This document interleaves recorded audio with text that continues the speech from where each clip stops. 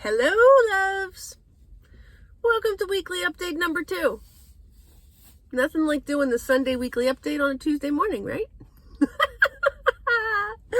Yeah. Oh, I'm still a little bit verklempt. I was driving and I wanted to make a video because it's been a little bit busy. And I pulled up next to a water truck, you know, the water service that provides your running water. You pay your water bill. And I honked at him to like put his window down.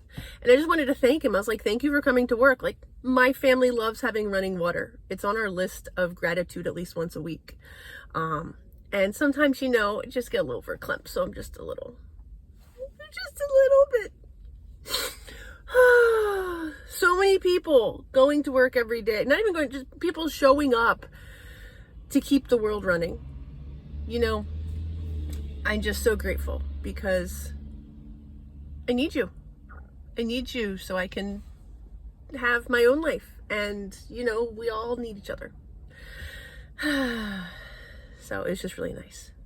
And he received it well. I think he was a little surprised. People are always surprised when I honk at them and ask them to put their window down and then be like, thank you, I love your hat. Or thank you. Usually it's thanking them because they're in some type of service truck that I like really appreciate.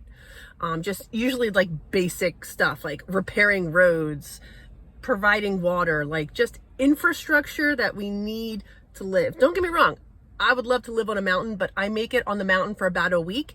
And then I'm like, okay, let's go. I'm ready to go do stuff. Buzz, buzz, buzz, buzz, buzz. I'm a busy bee. Speaking of busy bee, I'm learning. I don't know if I've learned yet. I'm learning. We're going to make it a gerund. I'm learning when I'm going to start doing these weekly updates.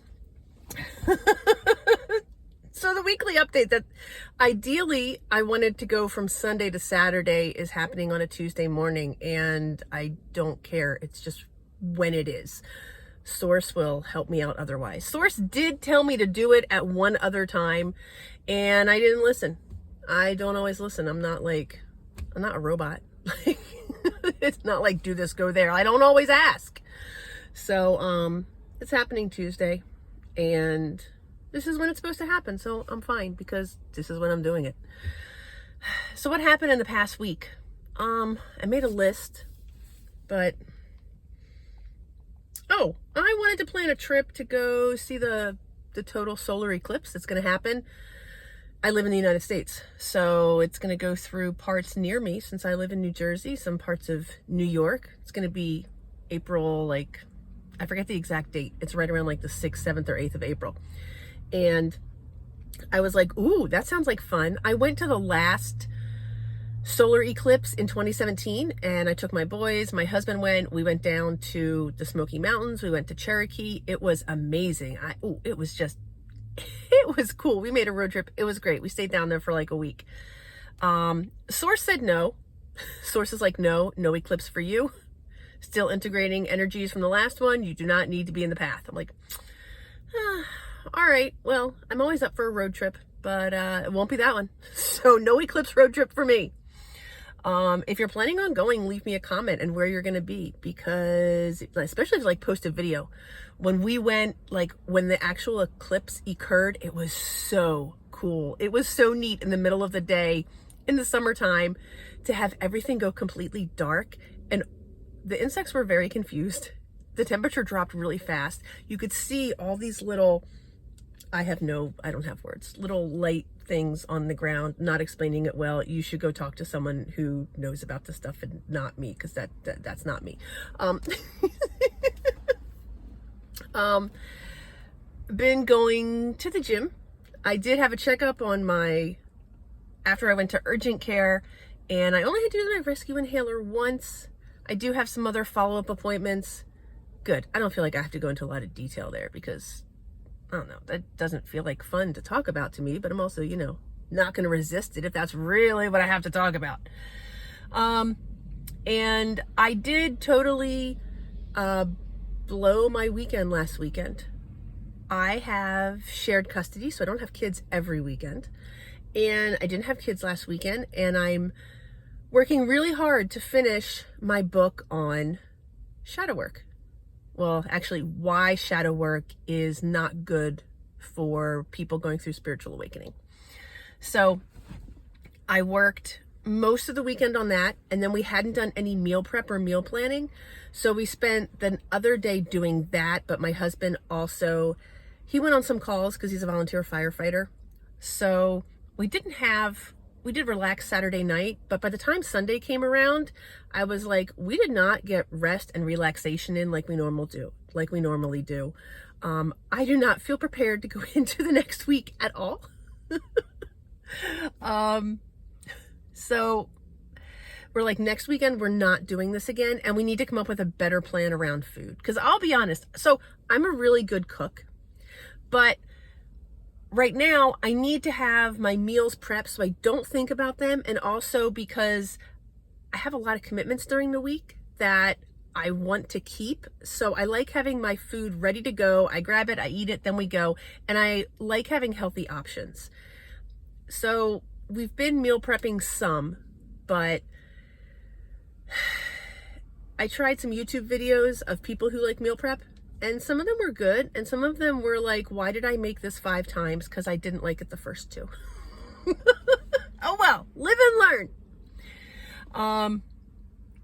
But we didn't have a restful weekend. So the next weekend will definitely probably be a little more restful. I will still be working on finishing up the book, because I put a post on my Instagram about it and promoted it because Source said promote it. And it's gotten, a fair number of responses. I'm actually really happy with the dialogue that's going on over there, the comments that are going on over there. Some really great questions, and the questions are helping me clarify more. I now have even more that I want to put into possibly a second book. So if you're interested in hearing about why shadow work is not good for people going through spiritual awakening, follow me on Instagram. I will. I will also be posting it here once it's up. My website's almost done as well. I'm super excited about it. And what I've noticed is this new energy. I don't want to say it's an energy. It's just, I've really been feeling this is what I'm here for. I've been so excited about this book for the past year. It's almost done. It's not perfect. And I'll be honest, I'm not waiting until it's perfect to put it out, because I know how badly it is needed. And I would rather put something out that is 80% edited well than wait another 3 months, because the energy of this year and what is like, it needs to be now. It needs to start moving. It needs to get out there. People need it. I've had people asking. I can't keep doing it one-on-one. It needs to be on a broader field, and I'm ready to bring it. So the book will be finished by the end of the month, at least a copy that I can email to people, and then I'll work on getting it published or whatever. I'm more interested in getting it out. It will be free than making money off of it, because it's really going to help people.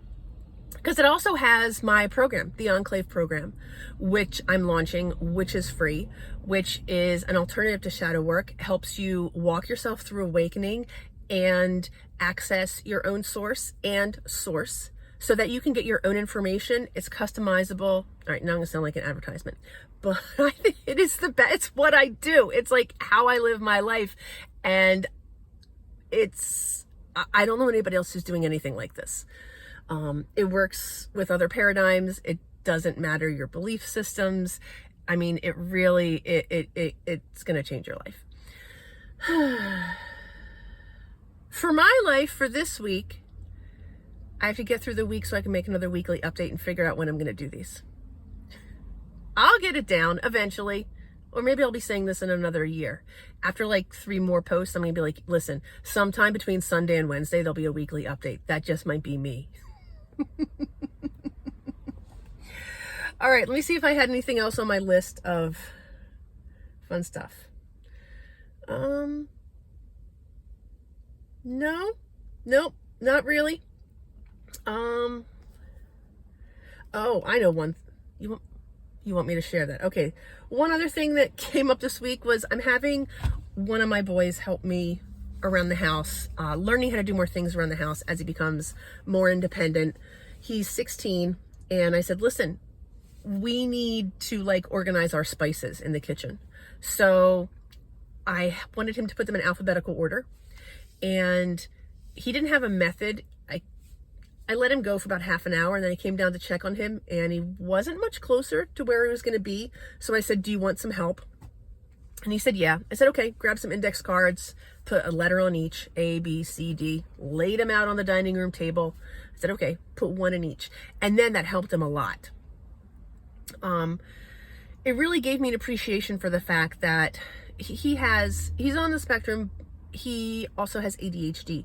The fact that finding the organizing principle because what I handed him was a big box, like bigger than, I'm gonna show how old this body is, bigger than a bread box.